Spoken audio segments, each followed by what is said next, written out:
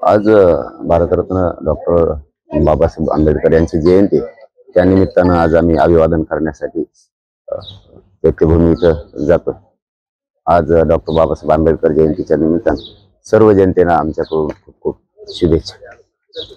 Sir, तुम्ही तिथे जाणार आहात तर एकंदरीत तुमची काही घोषणा करणार आहात का वंचित बहुजन आघाडी सोबत?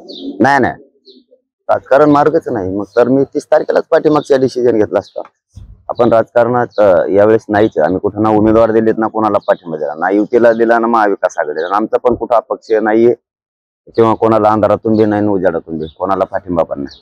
समाजाच्या हातात यावेळेस समाज ठरव कोणाला पाडायचं, कारण पाडण्यात सुद्धा खूप मोठा विजय समाजकारण। मात्र जर 6 जून पर्यंत त्यांनी नाही दिलं तर मग मात्र विधानसभेची तयारी आम्ही 100% मराठा समाज करणार आहे आणि 5 जूनला शक्यतो मी पुन्हा उपोषण सुद्धा सुरू करणार आहे। छगन भुजबळ जर निवडणुकीसाठी उभे राहिले तर मराठा समाजाला काय आव्हान कराल, काय सल्ला द्याल? त्या वेळेवर बघू। महायुतीचं जे सरकार आहे ते मराठा समाजाला फसवण्याचं काम करतंय का सध्या? केलंय, करताय नाही केलंय। आज देऊ उद्या देऊ असं करून करून 7 महिने झालं करोडो मराठा समाज रस्त्यावरती। ज्यांना स्वतःच्या आई बहिणीला बोलल्यावर राग येतो त्याच आई बहिणी या राज्यातल्या करोडोंना रोडवर होत्या, बारीक बारीक लेकरं घेऊन। तरीही त्यांना थोडीही माया दया आली आणि यांनी फसवलंय हे तर अंतिम सत्य आता।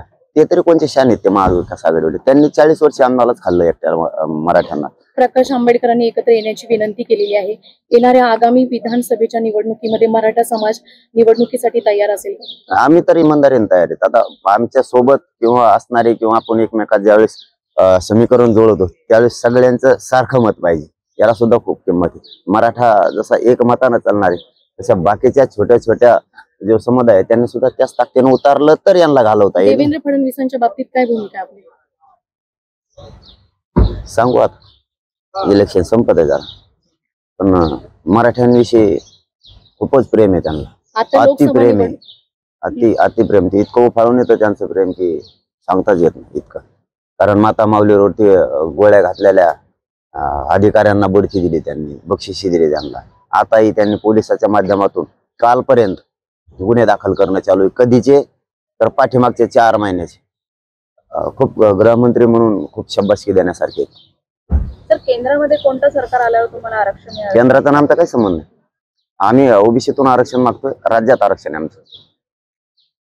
आता आमचंच आल्यावरच आम्हाला मिळणार असं म्हणायचं। धनगरांना पाहिजे असलं तर त्यांचंच यायला पाहिजे, मायक्रो ओबीसीला मिळवायचं असेल तर आमचंच यायला पाहिजे, मराठ्यांना द्यायचं असेल तर आमचंच यायला पाहिजे। म्हणजे जनतेचं, आमचं म्हणजे जनतेचं। मुस्लिमांना आरक्षण पाहिजे असलं तर आम्हालाच आणावं लागणार आहे, दलित बांधवांना पाहिजे असेल तर आम्हालाच आमचं आणावं लागणार आहे। आमचं कोणीच नाहीये। 70-75 वर्षात बघितलं जनतेचं कोणचंच सरकार नाही। सध्या लोकसभेची निवडणूक चालू आहे, या लोकसभेच्या निवडणुकीमध्ये मराठा समाजाचा प्रभाव कसा असेल? दिसेल ना त्यांना, आता दिसेल। म्हणून मी नाही याच्यात, त्याच्यामुळे त्याचं उत्तर आता मला देणं अवघड आहे, कारण मी त्याच्यात नाही। मी सांगताना सांगितलं की समाजाच्या हातात आहे, समाजानं मात्र एक करायचं। पाडण्यात सुद्धा विजय उभा राहून स्वतःचा स्वार्थाचा लालची बनण्यापेक्षा कुठं मला निवडून यायचं किंवा असं काय करायचं, खोटं बोलायचं, समाजाच्या आंदोलनाचा फायदा घ्यायचा, कुठं अपक्ष उभं राहायचं, काही नाटकं करायचे, यापेक्षा पाडण्यात सुद्धा लय मोठा विषय पाडा। अशोक चव्हाण यांना देखील मराठा समाज विरोध करतोय। त्यांचा आता धंदाच आहे पहिल्यापासून, आज थोडंच नवीन। ते सत्तेत असले की आरक्षण देत नाही, ते सत्तेतून गेले की आमच्याकडून बोलत होते, म्हणजे आंदोलनाकडून। आता मध्ये मध्ये परत तिकडून बोलायला लागले। त्यांचं सरकार आहे आता, ते तिकडे गेले जातात। त्यांचं सरकार असून नांदेडमध्ये गुन्हे दाखल होते महिलांवरती, लातूरवरती सुद्धा। आता मला वाटतं 4 दिवस झाले तिथल्या महिलांचा फोन आला होता की तिथल्या 100 महिलांवरती गुन्हे दाखल झाले। एक महिला त्यातली तडीपार केली। तडीपार ही देशातली पहिली घटना असेल। असे सत्ता आहे गृहमंत्र्यांची। मराठा जे आपले मतदार आहेत त्यांना काय आव्हान कराल? यावेळेस 100% मतदान करावं, त्यातले त्यात मराठ्यांनी तर 100% करावं। कोणाला करायचं काय तो तुमचा अधिकार आहे, मी म्हणणार नाही तुम्ही याला करा त्याला करा, कोणाला करा, पण इतक्या ताकदीनं पाडा। इथून पुढे मराठ्यांच्या मताची किंमत केली पाहिजे, मराठ्यांच्या मताची भीती वाटली पाहिजे।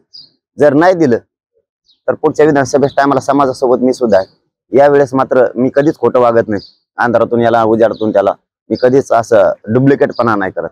त्यामुळे आता कोण येणार कोण नाही येणार हे समाजाला जास्त माहिती, परंतु समाज राईट कार्यक्रम करा, कारण पाडण्यात सुद्धा खूप मोठा विजय। पाडणारे पाडाबी आणि देणारे पण बना पुढे, देणारे बनल्याशिवाय पर्याय नाही। धन्यवाद.